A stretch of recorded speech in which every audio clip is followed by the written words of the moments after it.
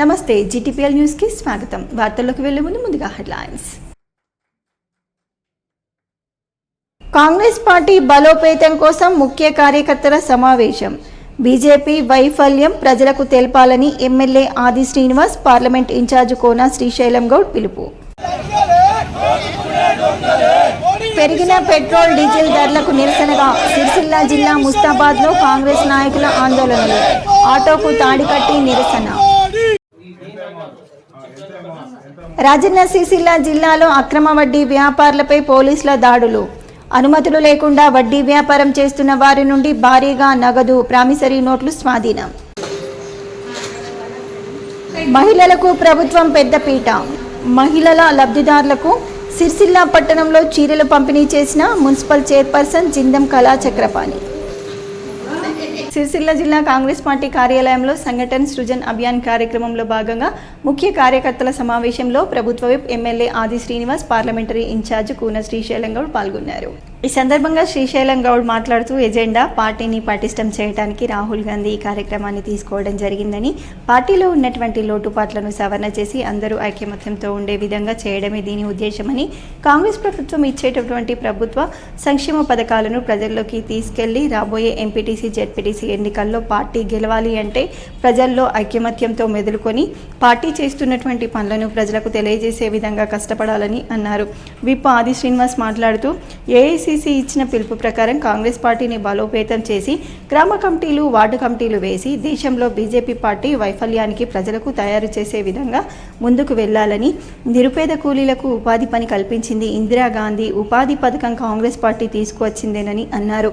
రాబోయే రోజుల్లో దేశంలో కాంగ్రెస్ పార్టీ అధికారంలోకి వస్తుందని, కాంగ్రెస్ పార్టీ ప్రభుత్వం మీద పచ్చి అబద్ధాలను తిప్పికొట్టాలని అన్నారు.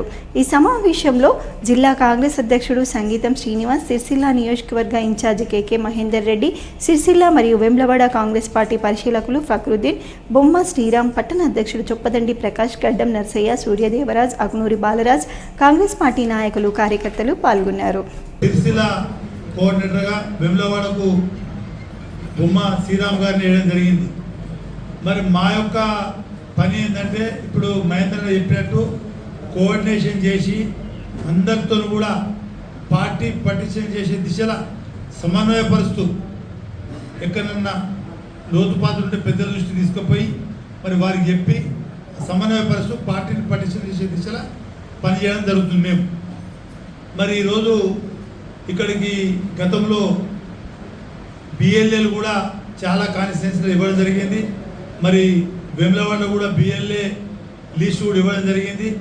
మరి మన సిరిసిల్లలో కూడా ఇవ్వడం జరిగింది. మరి ఈ యొక్క కార్యక్రమంలో మండల కమిటీలు, డివిజన్ కమిటీలు, అదేవిధంగా కార్పొరేషన్ ఉంటే డివిజన్ కమిటీలు, మున్సిపల్ ఉంటే వార్డు కమిటీలు, గ్రామ కమిటీలు, ఇవన్నీ కూడా కంప్లీట్ చేసుకొని ప్రభుత్వము, రాష్ట్ర ముఖ్యమంత్రి గారు అదేవిధంగా సంక్షేమ పథకాలు ఏవైతే ప్రవేశపెడుతుండో అవన్నీ కూడా ప్రజలకు తీసుకుపోయే విధంగా పార్టీ అధ్యక్షుడు మహేష్ గౌడ్ గారి ఆధ్వర్యంలో మరి ఈ యొక్క ఇద్దరి కలయికతోని కాంగ్రెస్ పార్టీ ప్రభుత్వం నుంచి వచ్చే సంక్షేమ పథకాలను ప్రజలలో తీసుకుపోయి వచ్చే ఎంపీటీసీ, జెడ్పీటీసీ ఎలక్షన్లో మరి పార్టీ పటిష్టంగా ఉన్నట్టయితే ప్రభుత్వం మనది ఉంది కాబట్టి 10 సంవత్సరాలు ఇక్కడ మీరందరు నాయకులు ఎంతో ఇబ్బంది పడ్డారు. మరి ఇలా రేవంత్ రెడ్డి గారు ముఖ్యమంత్రి అయినాక మరి ఎక్కడ ఎన్నికలైనా మనం గెలుస్తున్నాం కాబట్టి అదేవిధంగా రాబోయే ఎలక్షన్లో ఈ యొక్క ఎంపీటీసీ, జెడ్పీటీసీ ఎలక్షన్ మనం గెలవాలంటే ప్రతి ఒక్కరు కూడా సహకరించి ఈ యొక్క వార్డు కమిటీలకు, డివిజన్ కమిటీలకు ఇవన్నిటి కూడా మీ యొక్క సహకారం ఉంటుంది. వేదికపై కూర్చున్న పెద్దల సహకారంతో పార్టీని మరి ముందుకు పోయే దిశలో మరి మేము పనిచేస్తామని చెప్పి మరొకసారి మనవి చేస్తూ సెలవు తీసుకుంటాం. దానిపైన కూడా పెద్ద ఎత్తున పోరాటం చేస్తామని చెప్పినాం. అంటే ఈ అంశం కూడా మనం రోల్ మోడల్ అయినటువంటి విషయం.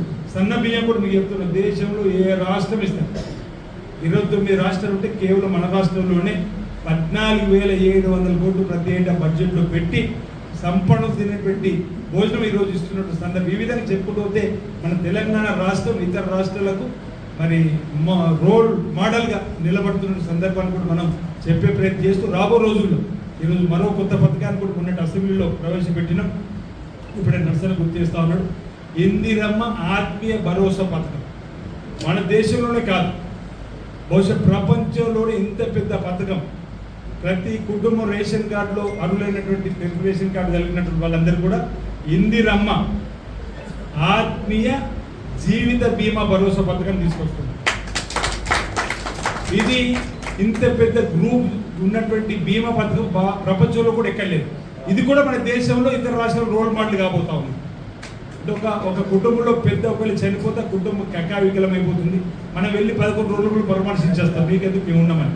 తర్వాత 11 రోజుల తర్వాత కుటుంబాన్ని ఎవరు పట్టించుకోకుండా, కుటుంబం కూడా ఎవరు పట్టించుకోకపోతే ఆ కుటుంబం యొక్క అభివృద్ధి ఆగిపోతుంది. తండ్రి లేని కుటుంబం పెద్ద లేని కుటుంబం, అలాంటి ఇబ్బంది తలెత్తకుండా ఉండడానికి 5 లక్షల రూపాయలు ఈ ఇందిరమ్మ ఆత్మీయ భరోసా జీవిత బీమాలో ఈ జూన్ 2 నుంచి మనం తీసుకొని వస్తుంది. ఇది కూడా దేశంలో ఇతర రాష్ట్రాలు అంటే పేదవారికి ఏవేవైతే అవసరాలు వాటన్నింటి కూడా మన తెలంగాణ ప్రభుత్వం ఓవైపు అప్పులకు రాష్ట్రంగా 8 లక్షల కోట్ల అప్పుతో ఉంది.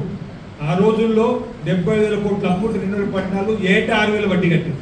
కానీ ఇప్పుడు మనం నెలకు 6,000 వడ్డీ కడుతున్నాం. పోయిన బీఆర్ఎస్ దుర్మార్గమైన పరిపాలన, అవినీతి అక్రమాల పరిపాలనతో వచ్చినటువంటి 8 లక్షల కోట్ల అప్పు మనకు వారసత్వంగా నెలకు 6,000 కోట్ల వడ్డీ కడుతున్నాం. అప్పుడు సంవత్సరానికి.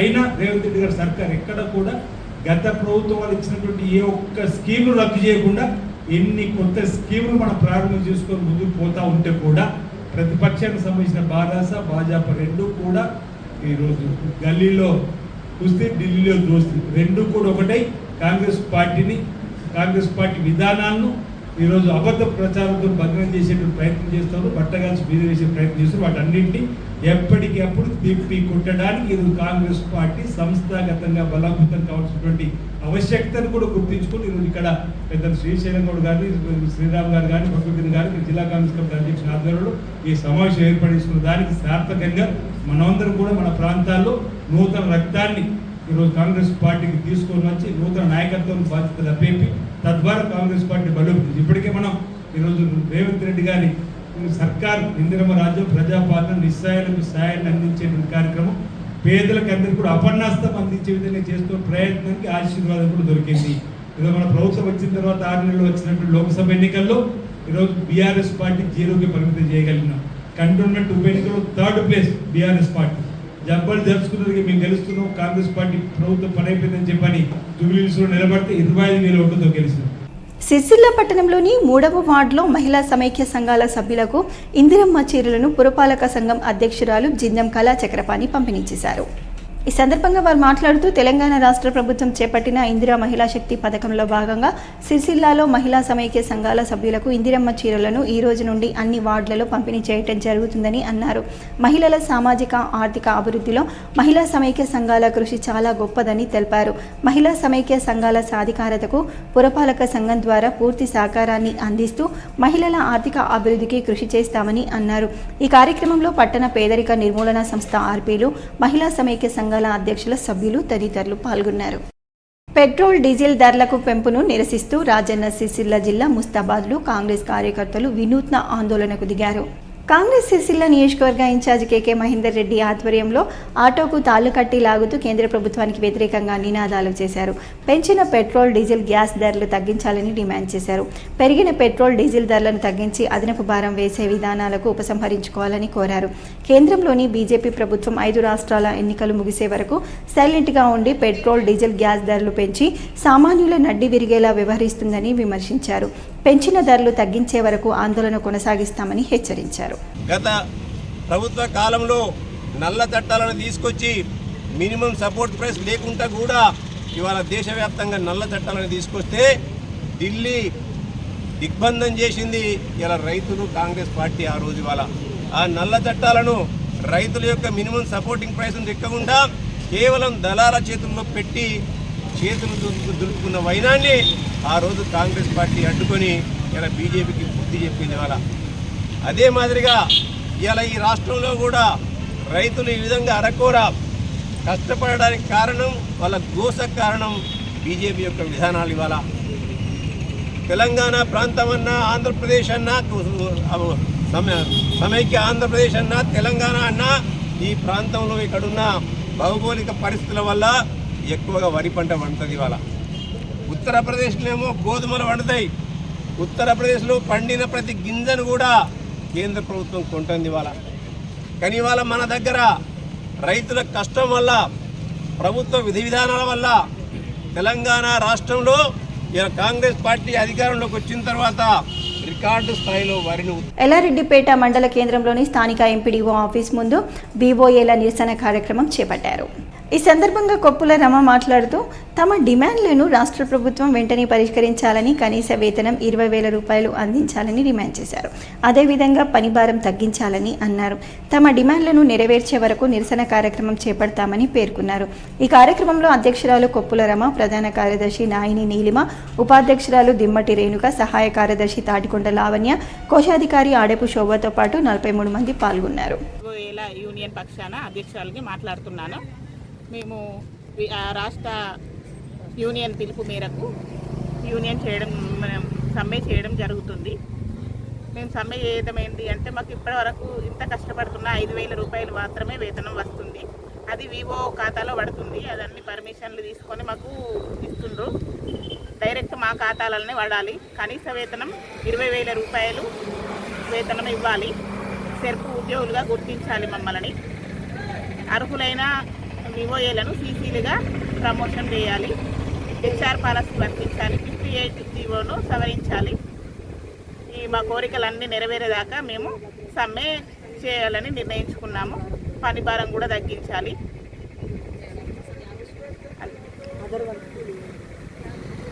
నిబంధనలకు విరుద్ధంగా వడ్డీ వ్యాపారం, ఫైనాన్స్ నిర్వహిస్తున్న వారిపై రాజన్న సిరిసిల్ల జిల్లా పోలీసులు చర్యలు చేపట్టారు. అధిక వడ్డీలతో అమాయకులను మోసం చేసే వడ్డీ వ్యాపారుల ఇల్లు, కార్యాలయాల్లో పోలీసులు సోదాలు నిర్వహించారు. సిరిసిల్ల, వేములవాడ పట్టణాలతో పాటు జిల్లా వ్యాప్తంగా 14 ప్రాంతాల్లో ఏకకాలంలో సోదాలు నిర్వహించారు. జిల్లా ఎస్పీ మహేష్ బి గీతే ఆధ్వర్యంలో వడ్డీ వ్యాపారులపై స్పెషల్ డ్రైవ్ చేపట్టామని పోలీసు అధికారులు ప్రకటించారు. 14 ప్రదేశాల్లో ఏకకాలంలో సోదాలు నిర్వహించి 1,39,65,000 విలువగల వివిధ డాక్యుమెంట్లు, 1,77,000 విలువగల బంగారు, వెండి ఆభరణాలు స్వాధీనం చేసుకున్నారు. 6 కేసులు నమోదు చేసినట్లు ప్రకటించారు. అధిక వడ్డీలతో ప్రజలను వేధిస్తే కఠిన చర్యలు తప్పవని హెచ్చరించారు. అనుమతులు లేకుండా ఫైనాన్స్, వడ్డీ వ్యాపారం చేస్తే కేసులు నమోదు చేస్తామని అన్నారు.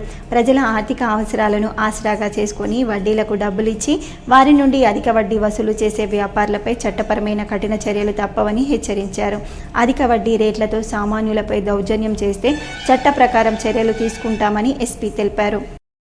రాజన్న సిరిసిల్ల జిల్లా సమీకృత కార్యాలయ సముదాయపు కలెక్టరేట్ లిఫ్టులో త్రుటిలో పెను ప్రమాదం తప్పింది. లిఫ్ట్ సడన్ గా ఆగిపోవడంతో అందులోనే గంటన్నర పాటు డిఆర్డీఏ ఏపీడీ నర్సింహులు ఉండిపోయారు. చివరకు టెక్నీషియన్ చేరుకుని లిఫ్ట్ డోర్ ఓపెన్ చేసి ఆయనను బయటకు తీశారు.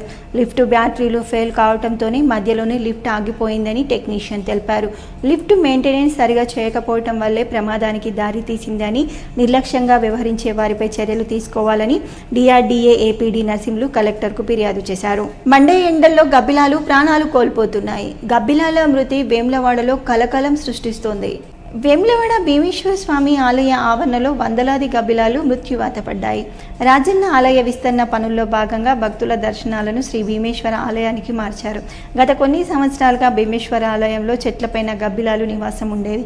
ఈ సంవత్సరం భానుడి ప్రతాపం విలయతాండవం చేస్తుంది. 2 రోజులుగా 45 డిగ్రీలకు పైగా ఎండ తీవ్రత ఉన్న క్రమంలో భీమేశ్వర ఆలయం చెట్లపైన వందలాది గబ్బిలాలు మృత్యువాత పడటం దర్శనానికి వచ్చిన భక్తులకు తీవ్ర ఇబ్బందులు పడుతున్నారు. దుర్గంధం వెదజల్లుతున్న అధికారులు మాత్రం పట్టించుకోవటం లేదని ఆవేదనతో ఆందోళన వ్యక్తం చేస్తున్నారు. ఇప్పటికైనా ఆలయ అధికారులు చనిపోయిన గబ్బిలాలను తొలగించి భక్తుల ఇబ్బందులను తొలగించాల్సిన అవసరం ఎంతైనా ఉందని అంటున్నారు. త్రివేణి సంగమం కాళేశ్వరంలో సరస్వతి అంత్య పుష్కరాలు కన్నుల పండగగా జరుగుతున్నాయి. ఉదయం సరస్వతి నదిలో హంపి పీఠాధిపతి శ్రీ విద్యారణ్య భారతి పుష్కర స్నానం చేశారు. అనంతరం మహాస్వామి శ్రీ కాళేశ్వర ముక్తేశ్వర స్వామివారిని దర్శించుకొని ప్రత్యేక పూజలు నిర్వహించారు. మహాస్వామికి additional commissioner M Krishnaveni, RGC Ramakrishnarao ఆధ్వర్యంలో అర్చకులు వేద మంత్రోచ్చరణల మధ్య పూర్ణ కుంభ స్వాగతం పలికారు. అనంతరం స్వామివారికి ప్రత్యేక అభిషేకాలు నిర్వహించి దర్శనం చేసుకున్నారు. తదుపరి మహాసరస్వతి అమ్మవారితో పాటు పార్వతీ అమ్మవారిని కూడా దర్శించుకొని ప్రత్యేక పూజలు నిర్వహించారు. పూజల అనంతరం ఆశీర్వచన మండపంలో భక్తులకు ఆశీర్వచనం అందించారు.